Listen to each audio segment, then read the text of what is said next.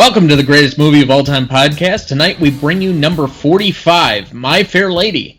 I'm Tom Duncan. And I'm Dana Duncan. And tonight we bring you Dana's birthday episode with our very special guests, the rest of the Duncan family. Allyson.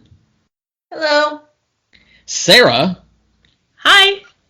And my mother, Christine. Hello. Yes, my two sisters and my mother respectively. So Allyson is a first-time guest on the show, and for each newbie, they have to answer a set of 3 questions. So, let's start with just simply tell us a little bit about yourself and why you love movies. My name is Allyson Techmeyer. I am a teacher, and I love movies because they take you to a different place and allow you to get outside your own bubble.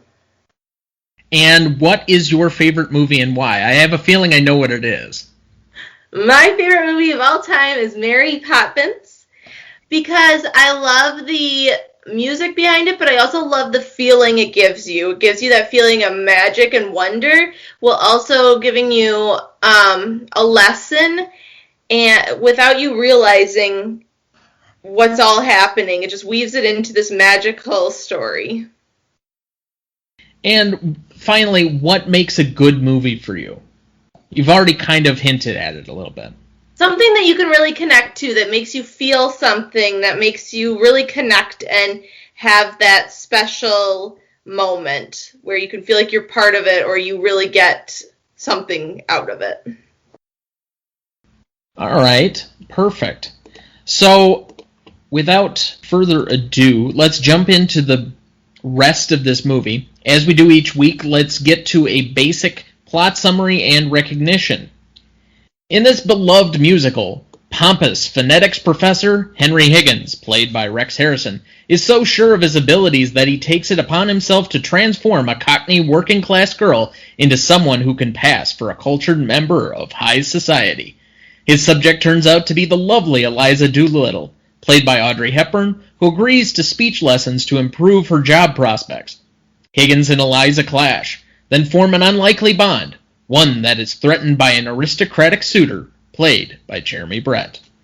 This movie was nominated for Best Supporting Actor for Stanley Holloway, who played Alfred P. Doolittle, Supporting Actors for Gladys Cooper, who played Mrs. Higgins, Henry's mother, Adapted Screenplay, and Film Editing.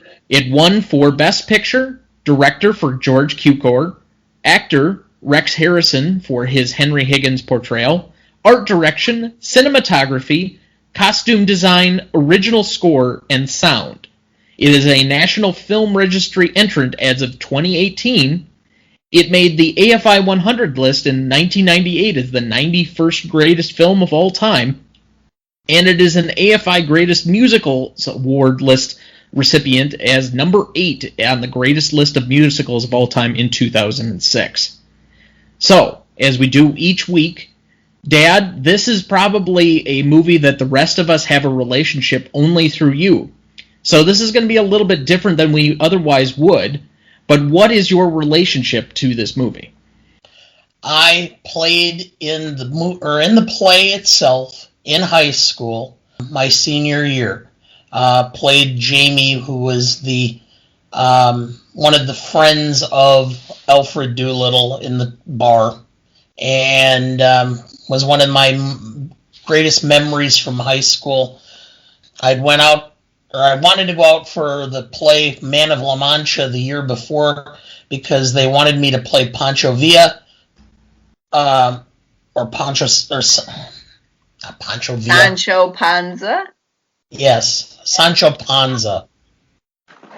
That's a much different character than Pancho Villa. So, they wanted me to play Sancho Panza. My parents forbid it, and because it was going to disrupt my schoolwork. So the next year I went out for the play without telling them, and I got the part and was in production for 2 weeks before they found out. Then afterwards, when they saw it and everybody ranted and raved about how I performed, then all of a sudden they were all supportive and they encouraged me to go out for the play. You doing something underhanded and sinister? My gosh! Who could have ever thought?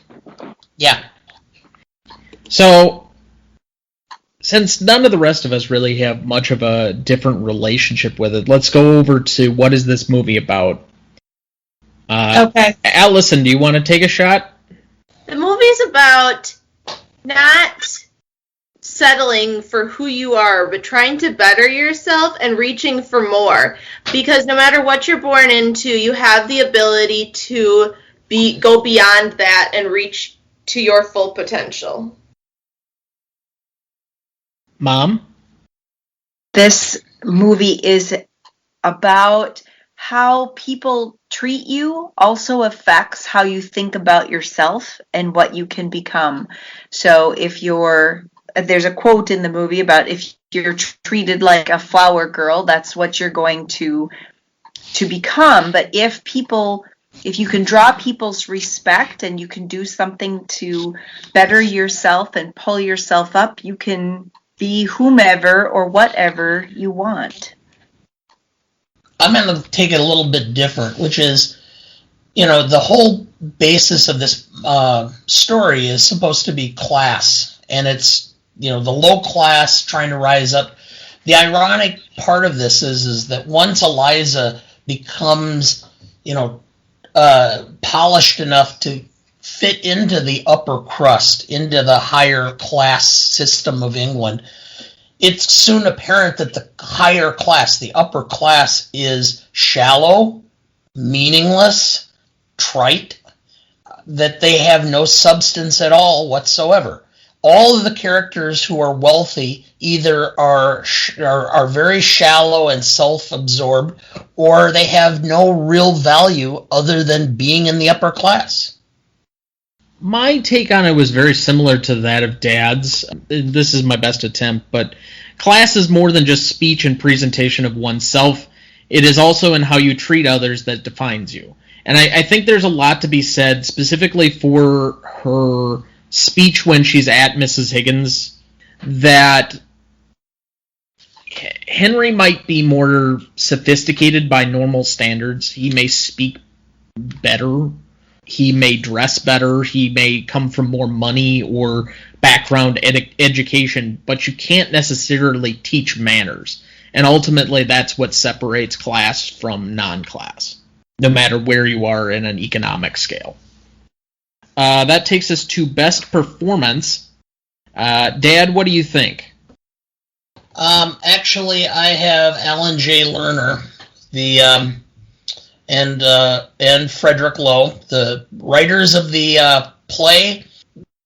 Lowe actually wrote the screenplay. They did a wonderful job of putting together the play after multiple people had attempted and failed to do it. And I thought that the script and the comedy in it, as well as the music, made it a vehicle that just allowed star power. So I thought I'd be original in going with the songwriters, Lerner and Lowe, on this one, but it sounds like I am quite unoriginal in this take, because we were talking ahead of the podcast about this, and Allyson, you seem to have a similar answer? Yes, I thought that the best part of the movie was also the songwriters, because they created these songs that transcend even the movie and talk about real life things as well, but then they also have a way of bringing in the feelings, and they make you feel love and hate, and then there's comedy and pity, and all through songs, and they're all very different and creative, and they really give a very good sense of what's going on and a good feeling behind everything within the movie. So, Mom, did you have a different opinion? I did. I actually think that that Stanley Holloway, who played her father, really brought life to the film. I think he epitomized the things that she was going through, and I especially liked his funny or comical take at the end of the film when he comes into all of this money, and his intended makes him get married, again with a great song. But I just think the subject matter could be very drab, and some things just kind of drag a little bit, and then along comes her dad to lighten the mood, and I just really enjoy his whole performance. Sarah, who was your best performer? I've kind of gone back and forth from it a couple times between George Cukor and Rex Harrison, but I've pretty soundly settled on Rex Harrison because he, got the chance to play this part not only on the stage, but in the movie. He had such a personality about it. He's become kind of this iconic character, and even now his portrayal in parts is influencing pop culture. There's people who still do impressions of him, and people that are just common household names that grew up watching this movie and watching Rex Harrison and mimicking him. I had Audrey Hepburn, even though the part was probably not intended for her, simply because it had been Julie Andrews on the stage, but she just had a presence, and I really thought she did a fine job overall portraying the part. It was a little bit of a reach for her because, as I think at one point Rex Harrison said, when the hell has Audrey Hepburn ever been outside of a ballroom, let alone among the common people of England? I don't think that she is that epitome. She can't even sing. So, in my opinion, they had to find somebody else to do one of the most critical parts of the movie, which is the music of it. And if she can't even do that, how can she be considered one of the best performers when that's one of the key elements? Well, she was completely snubbed from the Oscars for this role. I mean, at times I found her to be rather annoying, if I'm being at all honest. And the person who did her voice did such a remarkable job, they ended up using her for other work as well. I mean, she was in West Side Story as a dub and in The King and I. She was dubbed, but Rex Harrison ended up winning Best Actor. And frankly, Rex Harrison should have been dubbed too. He refused to be. So apparently back in that time, it was very common, I was reading about this earlier, it was very common for anyone, even if you were doing it for yourself, to be dubbed. And so you'd pre-do your own voice and then you just lip sync it during filming, and for some strange reason. But he refused, which is one of the reasons that he's got apparently such large ties and stuff to cover up his mic. Yeah, all of his stuff was in wireless mics that were in his ties or whatever else as you alluded to there. It's just... He wouldn't be dubbed. He refused. Everyone else in the movie dubbed even themselves. Like, they would record themselves, and then they would be dubbed over the top, except for him. He had a range of 4 notes. And when I did the play, we listened to the audio of the stage play, the New York recording. And the orchestra teacher who was leading the orchestra and the music said Rex Harrison has a range of 4 notes. And she even played the 4 notes. Otherwise, he just says them. And it had become so much an epitome of the play that they allowed him to do it anyway. They didn't even offer the part to him to begin with. They originally offered the part to Cary Grant. And Grant said, no, I'm not taking it. You use Rex Harrison. All right, so here's the other part of it, and this is going to get into our description on the next one, where charismatic comes in. Audrey Hepburn is not on screen for her ability to necessarily act, per se. She has an intangible quality of charisma that is genteel and sucks you in every single time she's on screen. I don't care which movie it is. We discussed Roman Holiday earlier in a different episode, and she's similarly got that quality that's intangible, and that alone is why you script her, why you cast her, why you put her in things, because it's the in-between moments. Yes, she can't sing, And yes, she was dubbed, although there are specific strategic spots within the movie where it is actually her as opposed to the complete dubbing. So don't take all of the things away from her. But ultimately, there are the moments in between that provide the actress level. I really don't know how else to put it. Ma, who was your best secondary performer? Well, I would have said Rex Harrison. I think, yeah, he can't sing either. But thankfully, a lot of his singing lines could be spoken and become believable, as he was thinking things out loud. He made a believable character, partly because of his own personality, I think. So he would be my secondary. For me, very much the same reason that Mom chose Rex Harrison as I chose Colonel Pickering, because I loved the play between the two characters. Pickering was softer where it needed to be, and kind of one of my favorite pieces from that whole time that he's on screen is his answers to a hymn to a man, and him just answering Rex Harrison as he's speaking, why can't a woman be like a man? So, for my best secondary performer, I went with George Cukor. He's been around a lot of big projects over the history of cinema. He was one of 4 directors in Gone with the Wind. He was on our Philadelphia Story episode that we just released a couple of weeks ago. And I think it's incredibly difficult, and we don't often give it enough credit. We think of all of the things that go into a musical, and we kind of dismiss a lot of the acting usually that goes in, because more of it seems to be performance art, a lot of song and dance, especially if you look at some of the Gene Kelly movies, like An American in Paris, seems to be more of a dance number than it is actually a story or a plot line for the majority of it. And it drags for me a little bit in that, but that's a different episode at a different time. The point being that it's still incredibly difficult to piece together and adequately do a musical. Now, he had something to fall back on. There's the stage show, whereas some of these musicals were written specifically for film.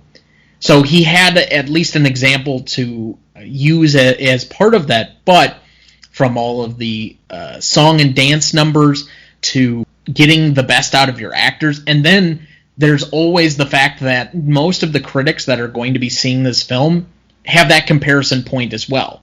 And if you don't live up to the same greatness as what the musical had basically done to that point, I mean, I think it was one of the most popular up to that point, you're going to be negatively influenced. And I think he deserves recognition for the difficulty of the job that was before him.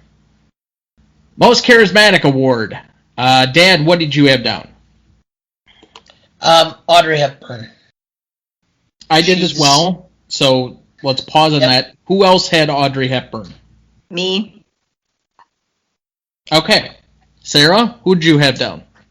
I had Rex Harrison. Okay, and Allyson, what did you have? I have the father, Mr. Doolittle.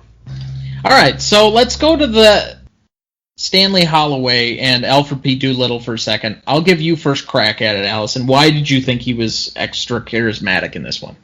I thought that every time he came on screen, kind of going back to Mom's comments earlier, he just added a light and an energy to it whenever there was starting to get a little serious or a little too much. And he really just drew you in and made you, feel for him, even in, things where he's like, oh my, I have to get married, oh, woe is me. It's like you felt that, and you just, you were laughing, having fun along with him, and feeling everything he was, and he just made it so personable and made you really enjoy those moments.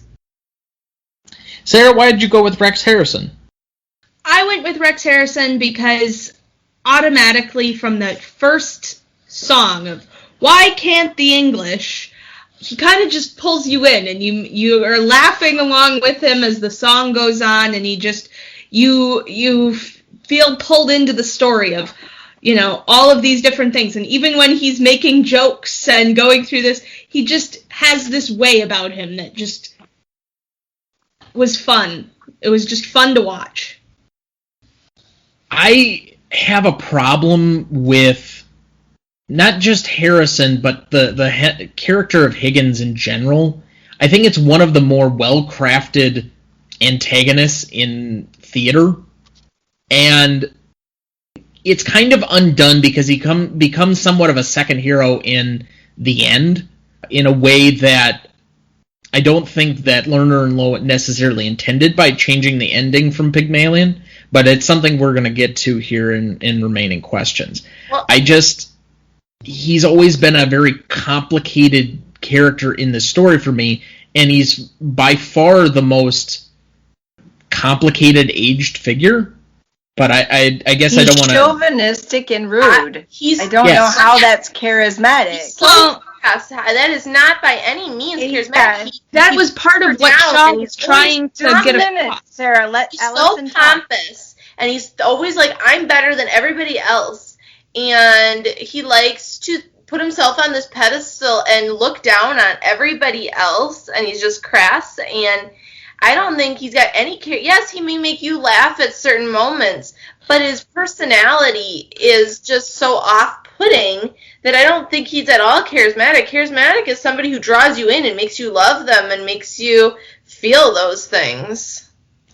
Well, and then in the ending scene where he comes in from the big gala and, is all puffed up and proud of himself and completely forgets the fact that, Eliza worked so hard to be there too. It just shows his personality, and he's just, I don't know, I just have no care for him whatsoever. Last minute when he throws his hat over his eyes and he's like, oh, go get me this, and it's just like to the very last minute he doesn't think about anybody but himself, and he does not draw you in and make you want to be his friend or anything. Depends on what you define as charismatic. Harrison exemplified the character, and it does pop off the page. To that extent, it's a memorable performance. You will always link Rex Harrison and the character as one and the same, and it is really a defining moment for him as an actor. So to that extent, if that's what you define as charismatic, then yes, I agree. Harrison and the character became one and the same. To that extent, if that's your definition of charismatic, it was. Although there's a reason why Harrison is portrayed throughout the entire play in brown tweed, because there was nothing spectacular about him. He was kind of supposed to be a type of fixture within the room, more or less, who was more about a statement of society in general than an individual. So to that extent, I don't think he was charismatic. There were other people that were much more charismatic, because I would go with my pick, which was Hepburn, and I would go with Stanley Holloway before I would go with Rex Harrison for that reason. Well, I don't want to seem like we're just ganging on Sarah on this one. I just think we all just generally disagree. I mean, all right, I'll just jump into mine before it further devolves. But for me, it was Audrey Hepburn, and it was for a lot of the intangible qualities that I mentioned before. Mom, did you seem to agree on that? I did, and I liked the way that you could, like what Allyson was talking about with charisma. She draws you in, and she shows you her feelings, and especially at the end of the film when she gets so angry with him and throws his slippers at him, and it just like all of her feeling during the entire movie culminates in that moment. And she shows her true colors and what she's really made of, and the fact that, as Sarah said before, she has a voice. And she wants to be heard now. So, and then I also like the way that she's able to, pick up that flower girl accent and then over the course of the entire film, change it into her proper English. So remembering all of those things and where they're all at also showed a lot of character, and I just enjoy her performance in this. Let's just take a quick break and we will be right back. Welcome back. Let's jump into Best Scene. All right. So, Mom, let's give you the first nominee. What do you think was inclusion worthy on Best Scene? I think where she's in the little room practicing her vowels and he tells her she has to go back and practice and she gets really angry. Of course, it leads to the song, Just You Wait. I love, for whatever reason, listening to her do those vowels, and it's like through those she's transforming herself. All right, Dad, what's your first nominee?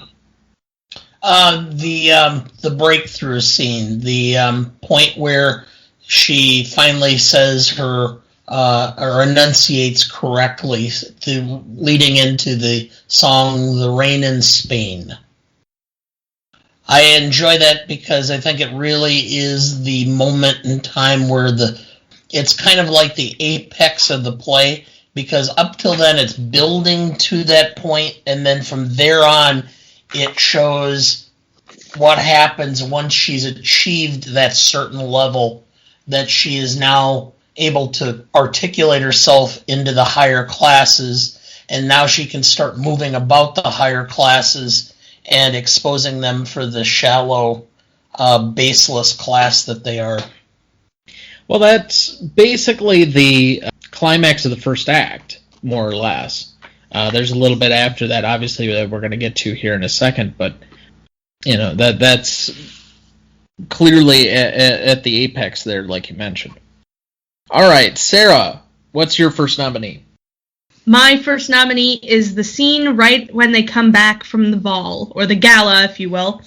And she's just standing in the background, and they're both going on, and she's just waiting to be acknowledged, hoping that somebody says something that, makes her. And I think that kind of just shows what she feels in that moment, is just to watch her kind of hiding in there. And I really, personally, I think that was very well done. I'm going to go with the embassy ball. I think there are a lot of technical things that you could look for with the costuming and the amount of people, the amount of extras that are clearly necessary in that. But I'm going to focus on one particular aspect of this scene, and it happens to be the knockoff Hungarian speech expert, and the kind of... I knew you were going to say that. Right. It's the back and forth kind of playful nature of the entire endeavor, where at one point you think Higgins is trying to deflect and hide her from him in order to not be exposed, and then all of a sudden he plays this surprising moment of letting her near him, and that, suddenly there might be this problem, only to get a rather deep and hearty laugh from Higgins in the end, which obviously signals that they fooled everybody, but you don't get the full answer for another scene. That being said, I think there's so many interplays and inner workings to how the choreography, not just from a dance perspective, because there is a lot of that in the scene, but the two-step that you're playing between Pickering and Mrs. Higgins, then Henry, then the Hungarian translator, to then when she's taken to dance with the prince, and all of those little things that are going back and forth, and the things that could be off very easily seem to work in a very grandiose way, and in a way that gives you the payoff of what this bet and the entire first act has been. Because realistically, you've been building probably about 3/4 of the movie up to this point, and to have that level of a payoff in that moment is rewarding to the viewer and to the audience generally. Ma, what is your next one to nominate? I want to say when the father, he comes to visit after a few days and to the Higgins place, and tries to see what he can get out of the whole scenario by saying, in essence, ruining my daughter's virtue, so you owe me. Even though the two of them hadn't spoken for quite some time, it was obvious that they didn't have a close relationship, but he was going to use this situation. And the comedy that happens there, or when they say, oh, well, just go, take her home. Oh, well, no, wait a minute. And I just thought it was very well played. It was very well written and smartly done. There's a lot of subtext and characterization that goes into that you kind of just touch the surface on a little bit. I would encourage anybody to that is one of the few dialogue moments of this movie where there's really some sparring between a couple of characters, as he really holds his own in playing around with Pickering and with Higgins at the same time.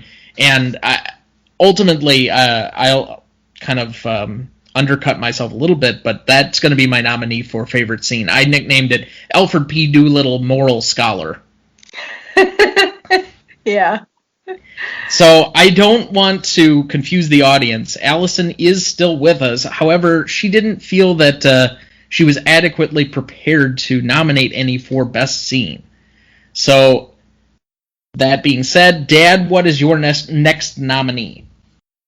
While Eliza is out trying to go around and goes back to her old neighborhood, she runs into her dad, who then announces that he has now received 1,000 pounds or 4,000 pounds a year stipend as a result of Higgins, and now he's getting married, and that leads ultimately to the whole musical number, I'm Getting Married in the Morning.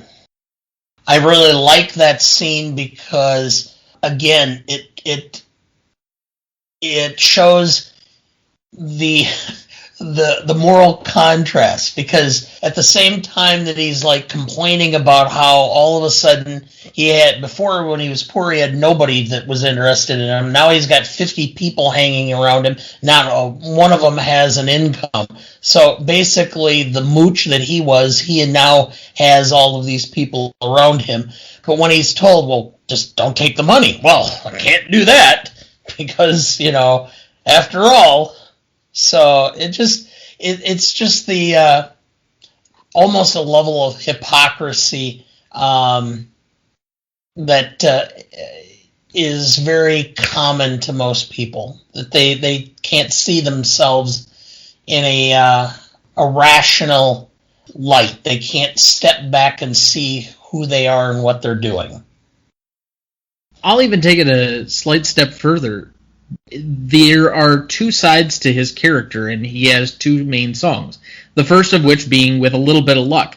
Well, he ends up into one of the luckiest situations of all time. A letter is written on his behalf, finding him to be one of the best moral scholars, obviously as a joke, and then he lucks into this situation where all of a sudden he's wealthy, and his life is turned around, and he sees that as a net negative, not a net positive, even though that's how his character was defined to begin with. So it just is a distinct aspect of his character that we get that both sides of him that certainly is never going to be completely happy. All right, Sarah, what did you have as your second nominee? Oddly enough, my scene takes place right around Dad's, and it's the scene where she goes back to the flower market and she's walking around trying to see if somebody notices her, and slowly discovers that she no longer belongs there. I really liked that because, you kind of get the feel for that for her in this moment. She no longer feels like she belongs anywhere, because she doesn't belong with the upper class. Or she feels like she doesn't in that moment. She doesn't quite fit in there, but she's also so far out of the place that she grew up and everything that she became accustomed to for her entire life. And so she's trying to see if, she could go back to her friends and her home, and, and nobody even recognizes her. And it's kind of this defining moment of, okay, she needs to rediscover who she is. All right, for my second and final nominee, I'm going to go with the Ascot Raceway. I think there are many scenes to be included, but I think this is one that needed to be. So since none of you took it as an opportunity, I think this is a great second act starter in that we feel like, especially after the first act, and if you truly do the intermission like they put in all of these musical films to give it the kind of that theater feel, that we've reached a certain point, kind of the one that Dad mentioned, the Rain in Spain moment, where she's had this breakthrough, and we think that she's going to be more refined, and that we've turned this corner. And yet, like in a lot of situations, even when you get to a certain bit of refinement, the underpinnings are still there. You get a little bit of energy or stress or anxiety, the cracks begin to show, and she gets excited in a one particular moment, all of a sudden to burst out in her Cockney yet again and show who she truly is and embarrass both Higgins and Pickering in that moment. And yet, it's the one thing where you get this different lifeline of the second half of the movie, where Freddie is instantly attracted and in love with her, despite these moments and these cracks, because he loves her despite those things. He can see something beyond that, where it's showing, especially in the original version of the play, that he sees beyond her class as being the outward, what's the trappings of her, as opposed to what's underneath. And ultimately, it's the thing that prevents Higgins from getting her in the original version. All right. So, out of these, and yes, Allyson, we will be asking you for your opinion on this one. What do you think is the best scene? Let's start with my... I love the whole horse race thing. I'm going to bring that up as in my indelible moment. But truly, I think the end of the film that Sarah brought up with where she's just sitting and waiting for someone to acknowledge her, and then he asks her for his slippers and she throws them. I think that's the best. Sarah. My favorite scene is... Not favorite. Not favorite. Best. Oh, for best scene? I didn't think we were voting on best scene. I thought we had moved. I'm sticking with best scene as being where she goes back home and isn't recognized. Best scene to me was probably this throwing the slippers at him, and because he didn't acknowledge her. Just because it's the real turning point. It's like she's finally trying to make him see her, and that she has feelings, and he just looks at her like, what? I didn't realize that what I had done was wrong. You're crazy for that. And it's like the turning point of things. All right, Dad, what do you think was the best scene? I love this scene with Doolittle and Pickering and Higgins in his study, where he's trying to extort a little bit of cash. So Alfred P. Doolittle, really moral scholar? Yes, I think it really kind of lays bare the whole fallacy that is the caste system. Okay, I'm gonna go with the embassy ball. I just think it was one of the more complicated scenes, especially because I nominated Cukor as a director, and there are so many different elements to how to put together that scene. All of the small technical intricacies that I kind of skipped over when I nominated it before, but also just the level of difficulty between the actors and doing that successfully. I just think it probably, from a technical and critical standpoint, might be the best. All right, favorite scene. I already revealed mine as Dad's what Dad nominated for best scene, the Alfred P. Doolittle moral scholar scene. But Dad, what was your favorite scene? Really, my favorite scene was probably the Ascot ball, or the horse race itself. Oh, excuse me, Ascot Raceway. It's Ascot, which is the racetrack. I think it kind of shows the rawness of her yet, and the shallowness of the upper class, because they're willing, because they think she's upper class, and she says things that are very common. They're willing to look the other way because they just assume when Higgins says, "Oh, this is the new small talk," and they go, "Oh, this is interesting, the new small talk." Yes, those that took took her hat did her in. So, anyway, I just like that for that reason. Mom, favorite scene? Again, the one at the end where she is coming to terms with who she is and the fact she doesn't fit in, and he wants her to kind of play the servant, and she throws the shoes at him, and I love that scene just because it's the real pivotal point in her self-growth. Sarah, what was your favorite?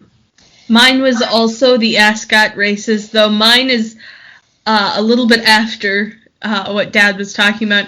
I really liked that scene where they all go down to watch the horses actually race past, and she just kind of breaks in that moment because, as we all do when we get under intense pressure or get overly excited or animated about something, we kind of just have that moment where we kind of snap into ourselves, and I really, that resonated with me, and it also made me laugh. And Allyson, what did you think, or what is your favorite scene? I have two. My first one is when he's singing about women, and he's like, why can't women be more like men? And I don't want a woman in my life. I'm just going to be a bachelor forever. And I'm like, famous last words. You just knew from then on that something was going to happen. And then I like towards the end, when after she's thrown the slippers and she's left and everything, he comes looking for her, and she puts him down several notches by saying, life will go on without you. Like, you don't need, or I don't need you. Everything will just continue the same without you. And, you don't control everything, and you need to treat people better, and life will go on. All right. Now, I know you had some difficulty with this, and I will try and phrase it as best as I can. But when you basically close your eyes and somebody mentions the My Fair Lady, what is your immediate thought, the most indelible moment to you?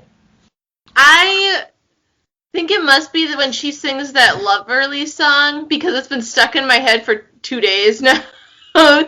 So I think that it's just because it's all the things she wanted, and it's just showing where she's coming from, and then, it's her. And then when she goes back and nobody recognizes her and they're playing that same song, it shows where she's come from. And that contrast between the two with that same song. Well, and the fact that a lot of the things that she's asking for are very simple pleasures. They are, and it's just, you feel for her. You just want her to get them, and then when she does get them later, and they're not everything she had hoped for, you feel for her. And I just love that song because it's catchy, but it also just really sets things up for the movie. It just really starts everything going. All right, Sarah, what did you have as your most indelible moment? I actually have her entrance in the Ascot races, is because you can actually just tell that they purposefully tried to blend her in, but at the same time kind of stand her out, with the way that the dress is made, with, the accent colors that nobody else had. You can just kind of see she's trying to blend in, but even when she blends in, she stands out. Mom, what was your most indelible moment?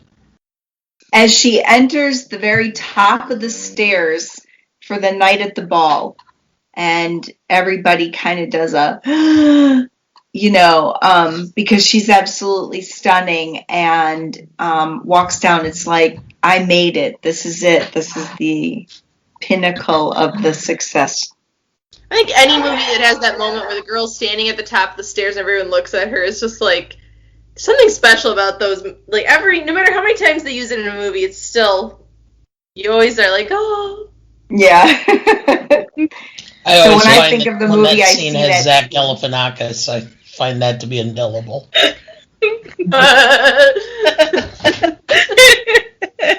Dad, what was your most indelible moment that is non-Zach Galifianakis related?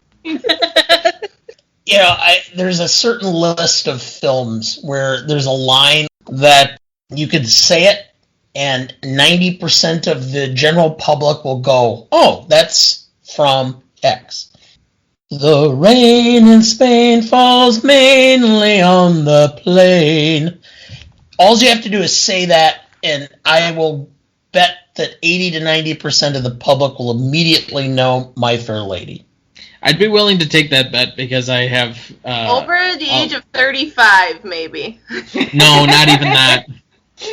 There are a lot of people that are not theater nerds like kind of we have been and exposed to a lot of culture. So to be honest, I didn't even know that that's where that came from. I've heard that line forever, my whole life, but I didn't even know it came from that movie until we watched it. Same.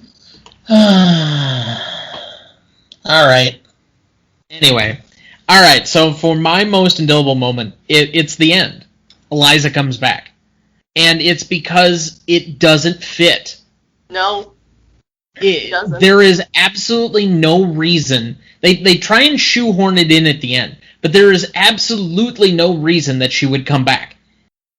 Harrison has provided nothing in his dialogue. He has disgraced himself royally multiple times over, and unless she, I don't know, takes on him as a redeemable project somehow, which seems irrational at best, given his age, and you can't teach an old dog new tricks in that particular regard.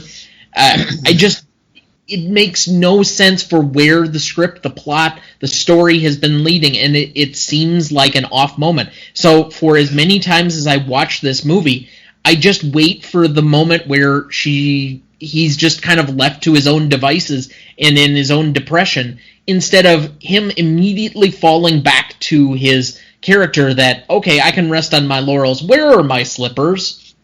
And it irks me every single time. I said that the other night when we all collectively watched it. But that's going to lead us into just another quick commercial break before we get to best lines and best song. We'll be right back.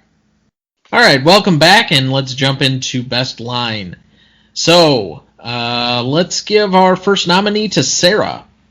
Okay, my favorite is, well, you see, the great secret, Eliza, is not a question of good or bad manners, or any particular sort of manners, but having the same manner for all human souls.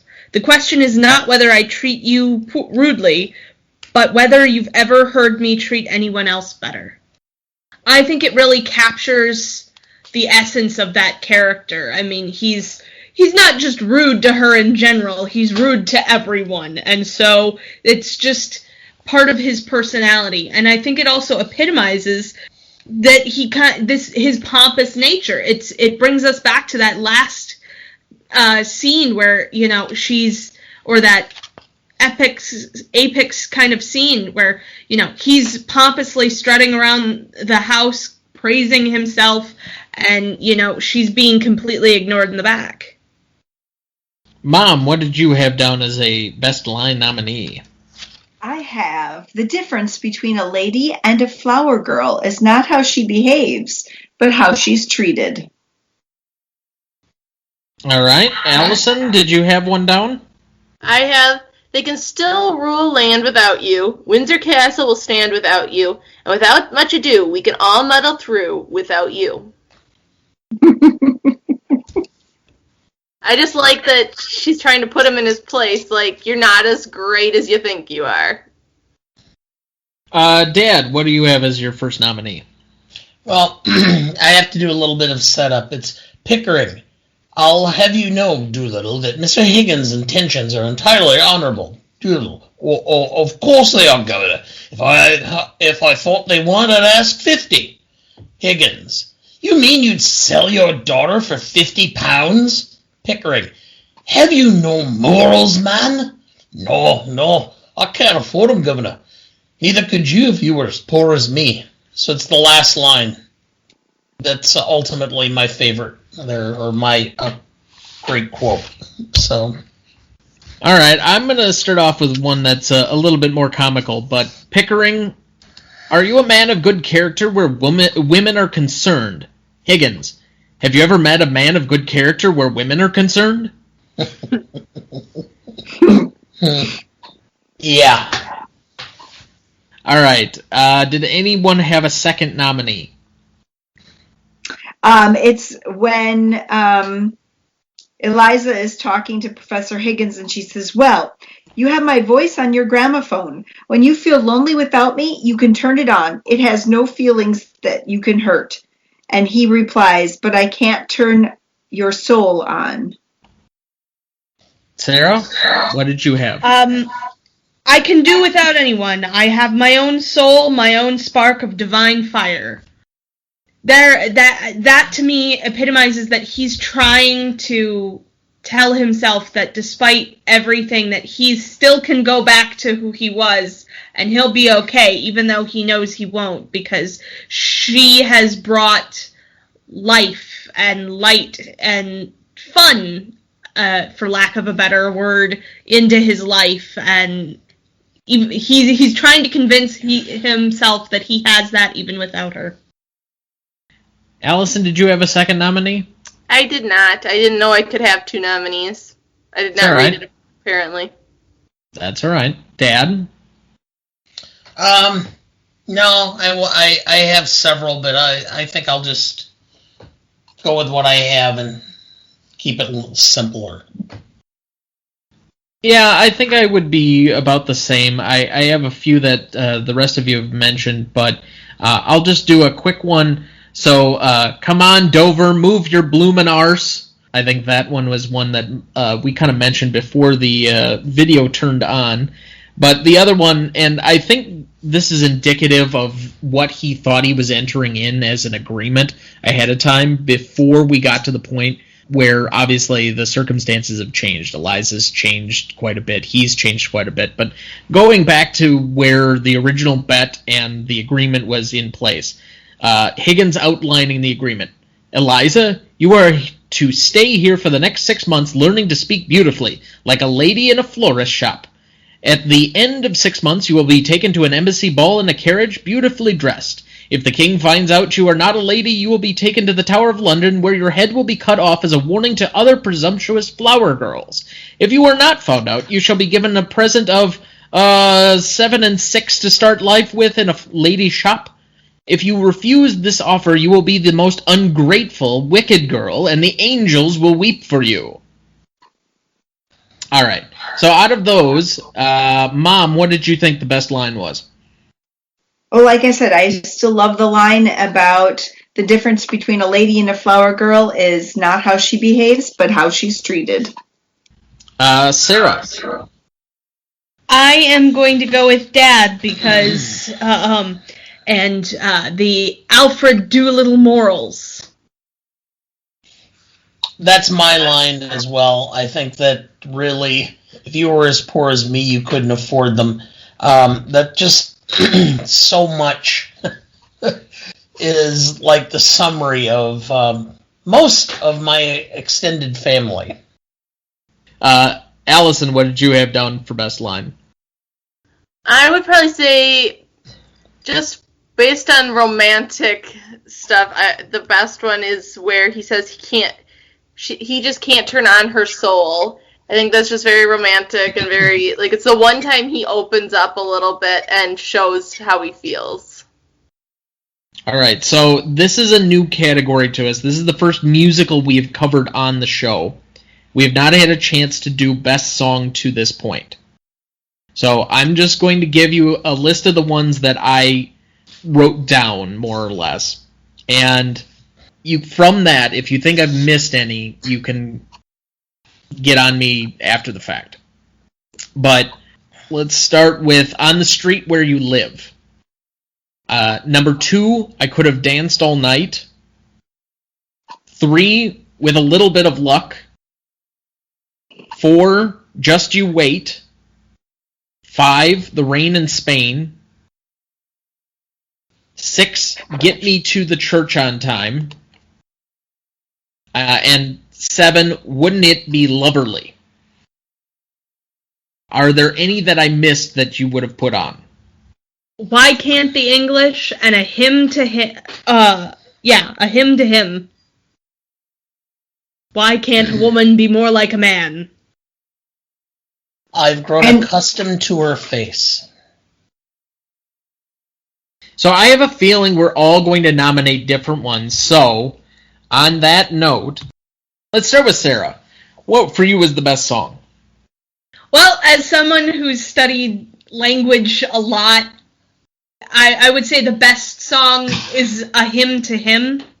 I think it's just so indicative of the character, and I love the banter between the two characters as he's calling, his friend, trying to find Eliza, and he's just ranting to his buddy sitting there, why can't a woman be more like a man? And it's I'm sure every man has had this thought at one point or another. Why can't she just say what she means? That's actually a Justin Bieber song there, Sarah. Anyway, Dad, what did you have as best song? Well, it's more of a sentimental why it's my best song, which is I'm Getting Married in the Morning. And that's because my cohort who played the other friend of Doolittle, he and I had to harmonize the first part to lead the chorus and Doolittle into the song, which is just a few more hours, it's all the time you've got.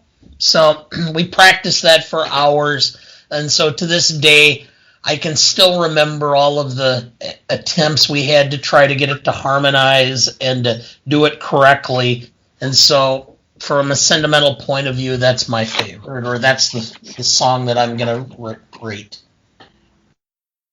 Well, I had to toss up between two. I really do. Because when I think of this movie, I think of The Rain in Spain. But the other song that to me, or speaks better to me, and I think is more clear for the movie, is Wouldn't It Be Loverly? Because she's talking about how she is and how she would like it to be, with her warm hands and food in her stomach, and wouldn't that just be wonderful? And that's what she was going to end up with. And so I think that Wouldn't It Be Loverly is a better song. All right, Allyson, what do you think?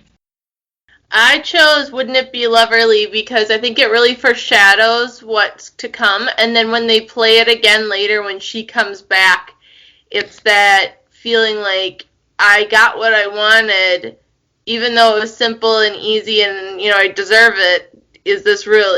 Nobody recognizes me. And, the way that they contrast with that song in the two different areas, it just really goes to wrap up the whole movie. It really foreshadows what's going to happen, and then at the end it really brings it all home again. And I'm going to go with On the Street Where You Live. I think that one, if any of them, has probably transcended the musical the most, and it's because of the amount of remakes it's done. But it's most famous for being a Dean Martin song that was popularized. So I think I'll go with that one because of the legs it's had outside of the musical, and that it's got a tangible effect. But it's also just one that I've often had in my head, and ultimately is just a favorite of mine. All right, let us go to our patented Stanley rubric. All right, first category is legacy, and since we have a newbie on the show, this is going to be a little bit more complicated. So I'm going to start with some of these categories so we can kind of have a better discussion of the whole thing. But I went with a 7.5. It is faded, by comparison to several other musicals of the time. I think West Side Story is a little bit more famous, even though I think there are more songs from this one that are more popularly known. It's definitely paled in comparison to The Sound of Music, and I think it's kind of one of the more forgotten ones, even though it was certainly popular in its time. Again, I think a couple of the songs have kind of transcended or popularly remembered, but I don't know if anybody attributes these to the film itself, because, I mean, as both of my sisters already put it, they knew songs from this movie but didn't necessarily know that they were part of that, or that they were from this movie or this musical necessarily. So I think this movie has a very classical feel, but it's not one that people readily know when the name pops up, or that is something front of mind, particularly in a younger crowd where it's got a lasting legacy or impact in the same way that some of these other classic Hollywood films have been. I also want to highlight the fact that this is a movie that we had to make so many different efforts to try and find the movie in our own collection, because it's not on any streamer. I think a movie finds legs sometimes, one of these classics, by being on a streaming service of some variety, so people have the availability to actually go see these. And it's one of the things that I've really liked about HBO Max this year is they have their TCM section of their channel or their streaming service that you can go and watch a lot of these old classic movies, and these are at least readily available to the population at large. It would be much nicer had they done this with maybe Netflix, which more people have, but unfortunately, because it's not on a streamer, I have a feeling that they didn't buy it specifically because I don't think they think there would be an audience for this, and I'm not sure that's correct, because they do have several of the other musicals of the time available on some of these places. So ultimately, I think this has a higher legacy, but it has to be knocked back a couple of points for the points that I made. So, Dad, what do you have down for legacy? I had 8. It doesn't have nearly the legs that it should. I mean, for the most part, when you say Oscar and Hammerstein, people automatically know who you're talking about. You talk about Lerner and Lowe, and people are like, who? So it doesn't carry the same resonance for that reason, the origins of it. So I went with an 8 for that reason. So just to clarify, he means Rodgers and Hammerstein? Yeah, that's what I was just trying to tell him. You said Oscar and Hammerstein. Oh, I'm sorry, yeah. I misspoke. So, yes. Not to be a grouch, but Oscar was not the right one there. Well, it's Oscar Hammerstein, and so, yes. All right. Okay. Anyway, Sarah, what is your legacy score? I had a 7. I've heard about this movie growing up for years, not even just from In the Family, but it's brought up, in my classes when I would take these literature classes, and we would always talk about it in relation to Pygmalion and stories like that. It's just, I've never had the chance to actually get to see it myself.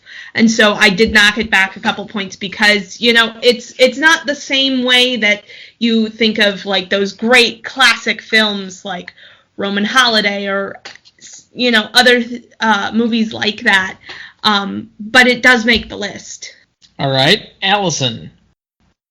I gave it a 3 because as influential as it was at its time, it has very much faded. The play is still done today, but the movie, I can guarantee that the majority of people under the age of 35 have never seen it and didn't probably even realize it was a movie. And if they did, they're like, whatever. So I think that it's definitely lost a lot of its significance as time continues, which makes it, in my opinion, the legacy is fading as people just aren't giving it the credit it, once had. Mom, you're the last one. What do you think?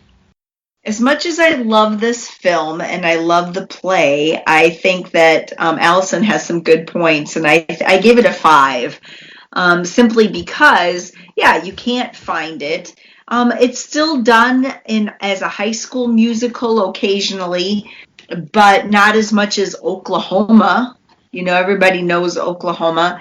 And people know the music, but they don't know where it came from. And so I gave it a 5. All right, so that puts us at an average for 6.1 for Legacy. Impact significance. I gave it a 6.5.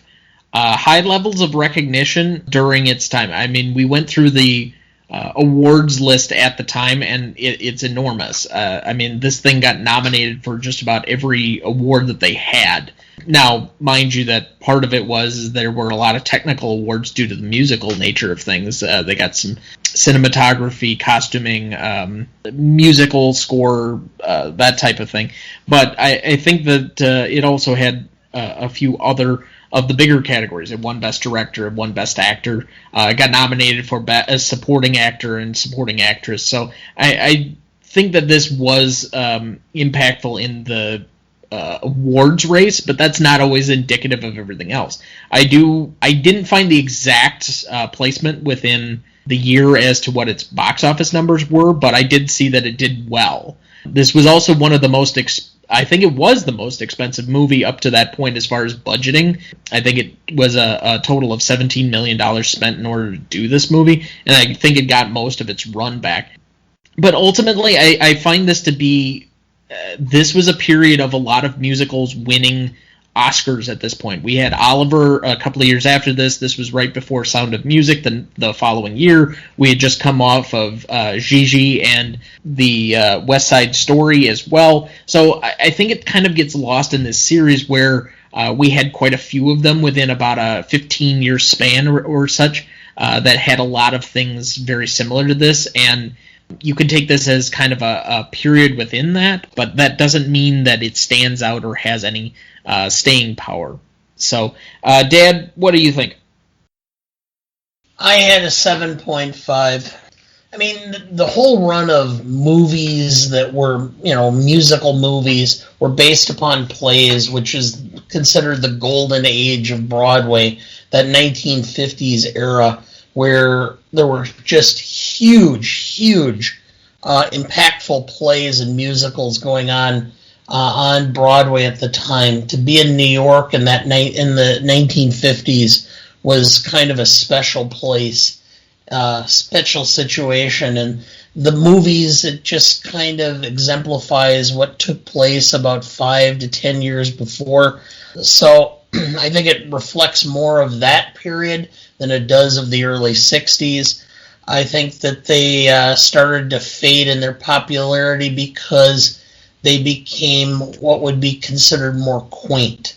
As the society changed and things moved along, it just became more likely that, this was a symbol of bygone era more than what was going on in the 1960s. Mom, what do you think?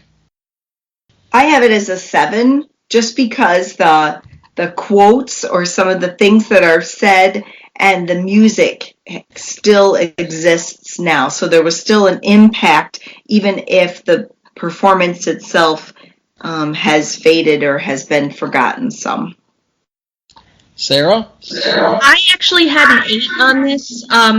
Because of not only the awards, this was the highest grossing film this studio had ever produced at the time. And on top of that, 8 of these songs made it onto the Billboard Top 100 at that time. I mean, that's a huge impact on, culture at that given moment. And, the songs from these, we still know them, whether or not we know that they're attached to this movie necessarily, but it's still very well written. It's still stuff we're all familiar with. It's quotes that just, we know them. We might not know what necessarily where they come from, but we do know them. And so I picked 8. Allyson, what did you have down? I will start off by saying that I really don't know about the time period. I really don't know much. The only thing I do know about that time period is Mary Poppins. We'll throw that out there to start with. I gave it a 6 because it did create quite a stir when they replaced Julie Andrews and some of the other characters and stuff about that. I know people talked about it, and we're still talking about it today on how that all went down. It did win a lot of awards, but I think that there were several other movies within that 5 years right after it that did outshine it and kind of took away a lot of its significance. All right, so that averages down to a 7. Novelty, this is a difficult one, but Sarah, you have a bit of knowledge of the show. What did you think for novelty? Well, that was kind of a difficult one for me, and based purely on the fact that the play that came before it is based on a really old myth. And so, it wasn't necessarily novel, but they did do an interesting spin on it. And so I gave it a 7. Because it wasn't super new and interesting, but they did do a completely unique spin, and they even changed it from the original Pygmalion play, which came out by Bernard Shaw in the 1900s. Dad, what did you think? I had 7.5 based on the novelty, primarily because it had been attempted by so many different musical teams to try to convert Pygmalion into a musical, and was difficult. So to that extent, they did a combination of more serious songs with lighter comedic songs, and the mix is what I found to be fairly novel. You didn't find that where there was such wide variety of musical songs or musical scores in the same play. Yeah, I had a difficulty with giving it too much credit for any of the novelty of the subject material, given that it's based on a play that was 50 years preceding it. But, Mom, what did you think? Well, I gave it a 6.5 because there were shows that came right around that time. But the music is catchy. We all talked about how some of the songs continued to resonate in our head long after we watched it. And even the fact that they allowed Rex Harrison to speak some of his singing parts was different than, say, something that may have had more operatic music. It was something a little new. So I gave it a 6.5. I'm thinking I'm a much harsher critic than the rest of you. That's fine. I gave it a 4 because I think, yes, it had some interesting filmography, but, a lot of the singers were dubbed. They didn't do a lot of their own work. It was set in a time period which was good for it, but they didn't really play into that. Like, it could have been in any time period the way they had it written. Like, it didn't matter. And so it didn't really push any of the historical things. There was a little bit of comedy to it, but I don't think it added any new comedy that wasn't already existing at that time.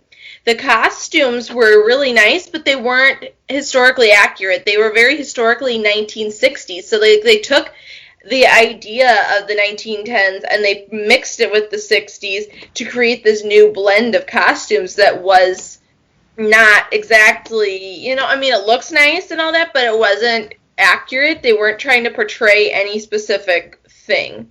I know that the play, when it originally came out, definitely pushed some boundaries, but I think that the play was out for such a long time before the movie was that the play had more of an impact than the movie. I think I tend to agree with a lot of the points that have already been made, that, and I have kind of already alluded to this, but I can't give it a whole lot of credit for its subject material, which is usually what we do for novelty. I don't think it created any new way of doing anything. There wasn't anything technical. A lot of this was shared. We were being adapted to musicals in a lot of ways. The one place that I might give it a little bit of credit for is being able to adapt something else from a different source material and turn it into a musical. And I think this is kind of the birth of, even to be said that I don't, now that I'm thinking about it, I don't think that's even credit-worthy, because West Side Story is basically just a modern retelling of Romeo and Juliet turned into a musical. So even from that standpoint, I think it's probably not particularly novel. So the one area that you could give it credit for, then, I would say, is probably the music. but because it was based on something else that was probably a little bit more audacious at the time it came out, I had to knock it down. So the music only brings it up so far. I'm going to give it a 6, and that's going to average us out to a 6.2 for novelty. All right, let's go classicness. Now, this is probably our most difficult category to do because we've added so many layers to it over time. Mom, what did you have for classicness? I think that this would be an 8. I think that this is something that defies history. I think because of how I feel about the meaning of it, as far as trying to treat people properly and they become what you treat them like, is just, I mean, it just is. So I have a 7.5. I gave it a 5 just because I think that in today's society, a movie like this is not, like, coming from a more younger generation, a lot of people my age or younger than me are going to watch it and go, oh my goodness, I can't believe that they let this happen. Or, some of the political correctness of it is going to take that we see nowadays that, they didn't have to think about back then. But I think that it kind of takes away some of it. But I do think that there is a lot to it, that it still is a good movie. It got great music, things to its benefit. I just think that as time is now progressing, it is starting to fade. I'm going to go in the opposite direction. I don't mean to be necessarily contrarian, but the part that didn't work for you is the part that worked for me. I understand what you're saying, and it's a valid point that it's less relatable the farther we get away from the original Bernard Shaw era, because that was relatable at the time. But I think the heart of this story, you could very easily adapt it. I mean, we've had other, famously, there was a Freddie Prinze Jr. rom-com from the mid-90s, She's All that basically adapted the same thing, and it works still as a concept. And I think there's a way of doing this in a much grander way than a throwaway bad teenage rom-com and being able to update it. And I think you would still evoke a lot of the same feelings. The songs really haven't aged, and I think in a way you could probably keep the songs, just update the time and place and context of everything and actually make it work. I think a remake might be in order at some point, and there was talk about it at one point. It's just different. But the one part, there are two different sides to this that simultaneously age but don't age well for me. So the avenue of the female empowerment, I think this is one of the stronger female characters that comes through, especially by the end of it, and I think it resonated and was relatable to all three of the women guests that we have on right now. She was strong until she walked back in that door at the end of the movie. That's fair. That in the original play, she does not, and I think that is a stronger move, and that's why we're going to talk about that yet here in a second. But the other part of this is I think the Higgins character becomes worse every year. And the more crass and misogynistic and rude, boorish that his behavior becomes, the more we just can't deal with that type of attitude. I think that could use a little bit of a rewrite where it's more subtle and it's not quite so brash, but then I don't know if it exudes the same point. So that it was done in the movie Pretty Woman. It's sort of the whole same concept, and at that point he wasn't rude and boorish and he was kind, but it was the same concept where he took not a flower girl but a prostitute, and he treated her with respect and care and made her into class. But Richard Gere isn't playing a Higgins character. I disagree.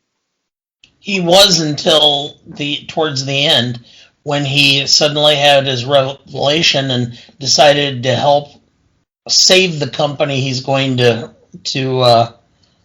take over. All right, well, we'll save that for our Pretty Woman podcast, coming to a, streaming service near you. Anyway, All right, but who have I not gotten to? Well, you haven't given us your official rating number yet. I did not? No, you didn't tell us your number. I gave it a 7. So I apologize that I didn't give that. I thought I let it off, but all right. Sarah, what did you have down?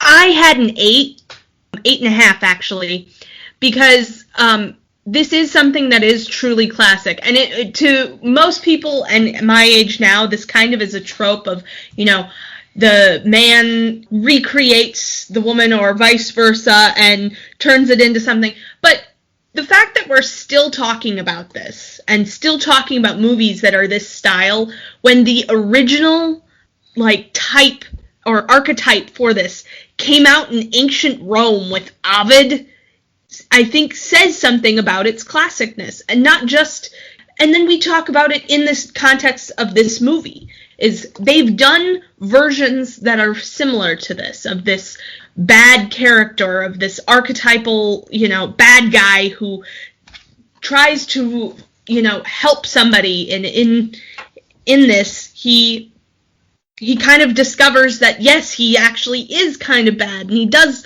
you can just see the inkling at the end of the movie of him actually starting to open up just a little bit. But that's the reason the play was written like this. Bernard Shaw wanted to write this as a critique of the classist problem and was all for suffrage movement.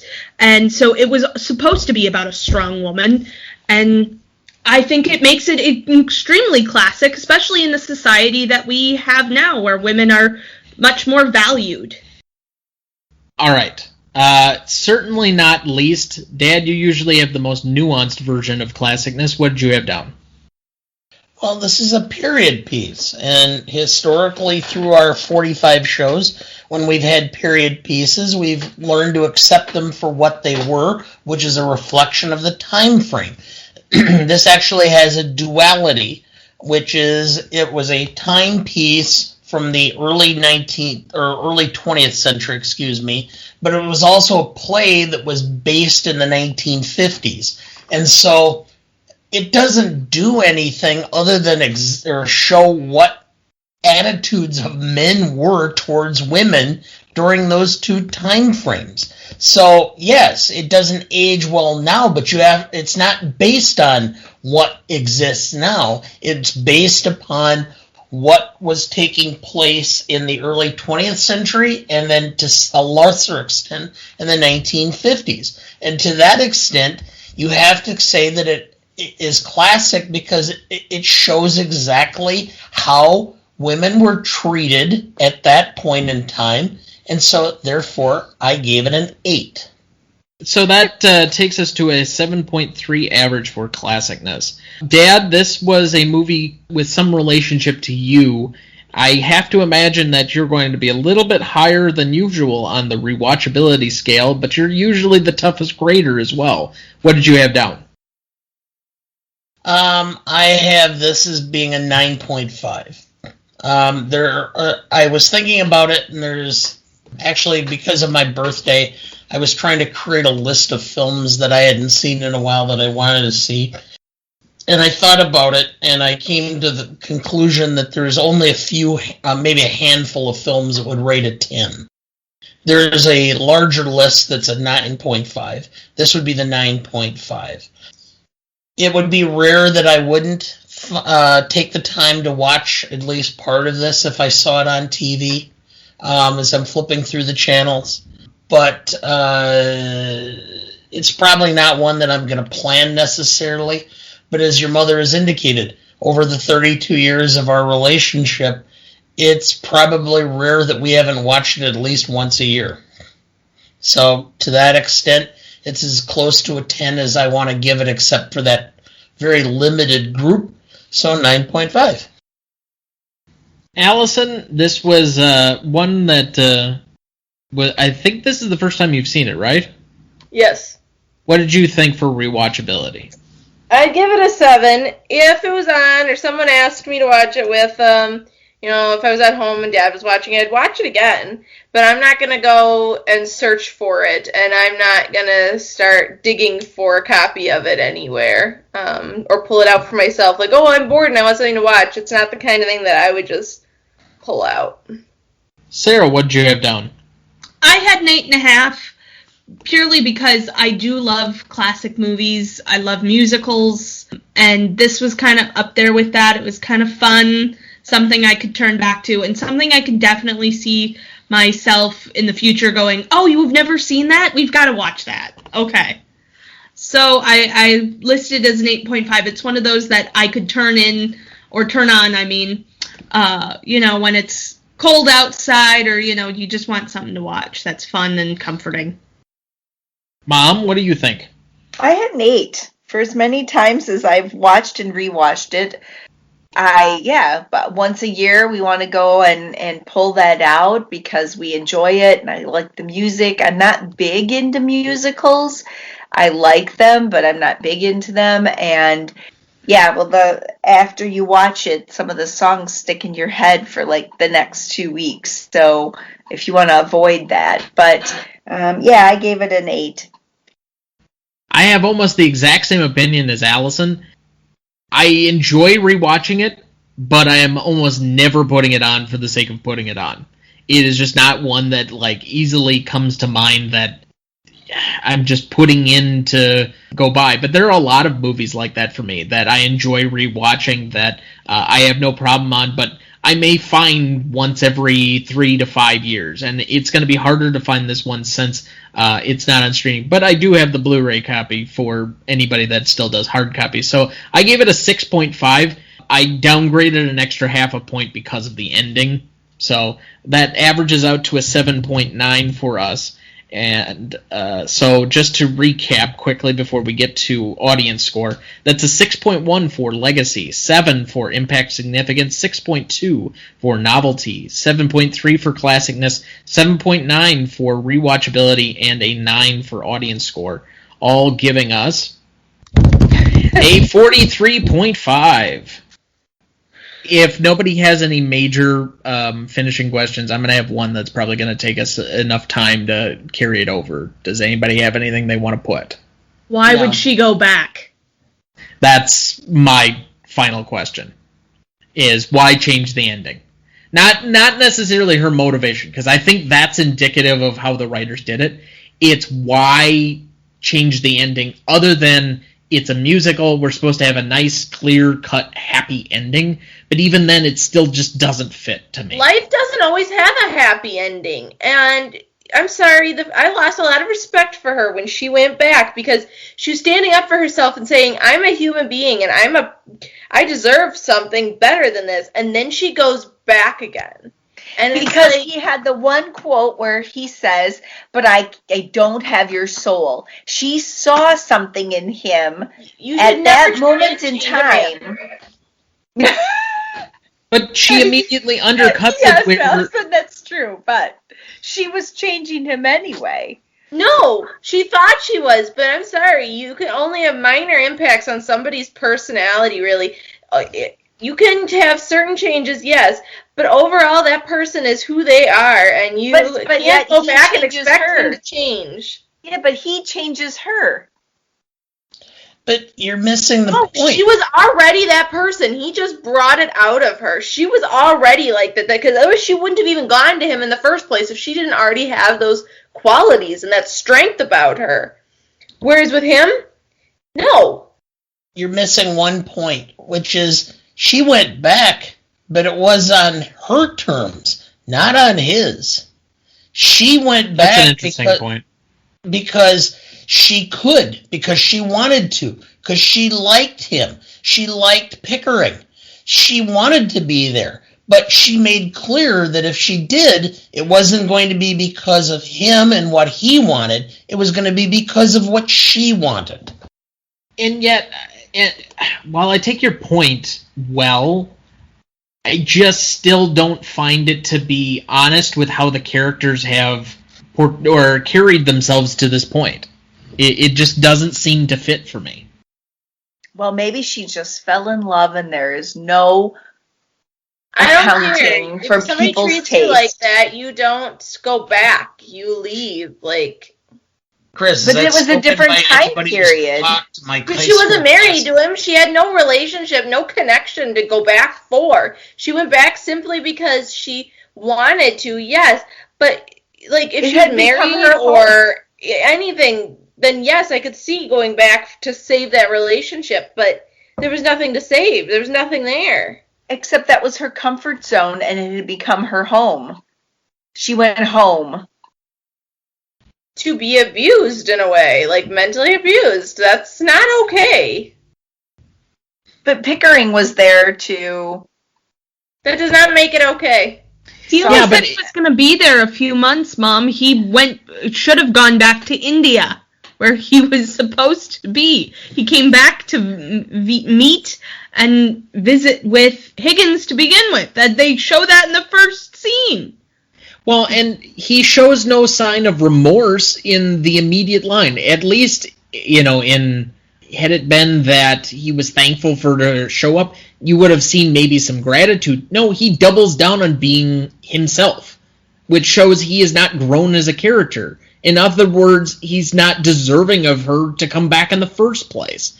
I just have so many complicated feelings when it comes to that.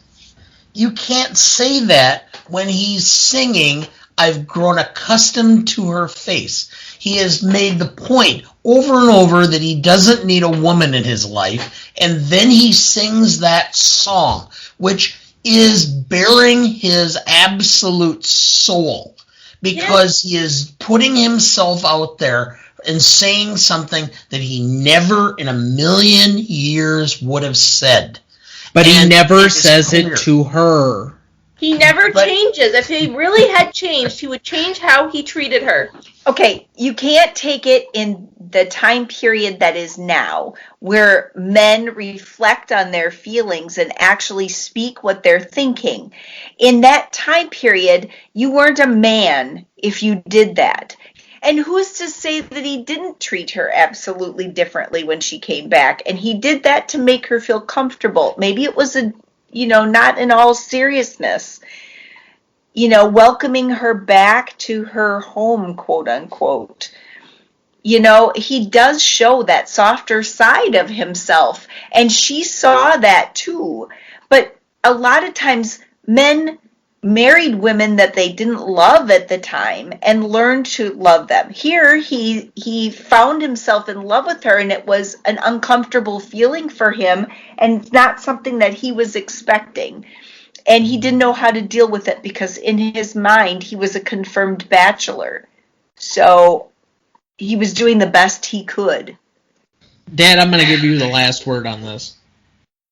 The song, I've grown accustomed to her face, when it was on in Broadway, Rex Harrison's wife stood in the wings every night, and he sang that song to her. She was dying of leukemia. And so he would actually choke up while performing the song. And in fact, they took several takes, I guess, doing the show or the movie because he kept thinking of her while he was doing that. That is really the epitome of what is going on. He couldn't come out and say, "Oh, I've been sorry, and I'm sorry how I treated you." But what he certainly could do is show that he understood that he needs to treat her differently, and I think that that's what came across to her, and that's why she went back.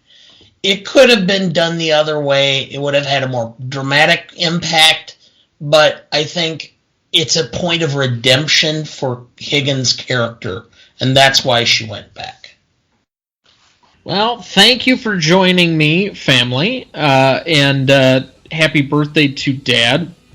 I wish we could talk longer, but I'm expecting a friend for dinner. We are still planning to discuss Apollo 13, starring Tom Hanks, Kevin Bacon, and Bill Paxton, directed by Ron Howard, currently on Showtime later this week. So please stick around on this feed for that one.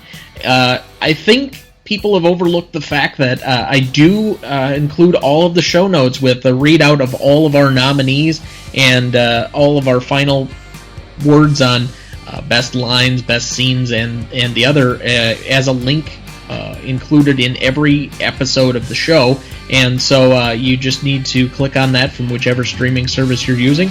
You can get full access to all of our different show notes and some other materials that I've published on my personal blog from there. You also can get the link to the full list of the 45 movies that we have reviewed so far, and as we continue to do that, that will be updated with all of the new ones added to the list.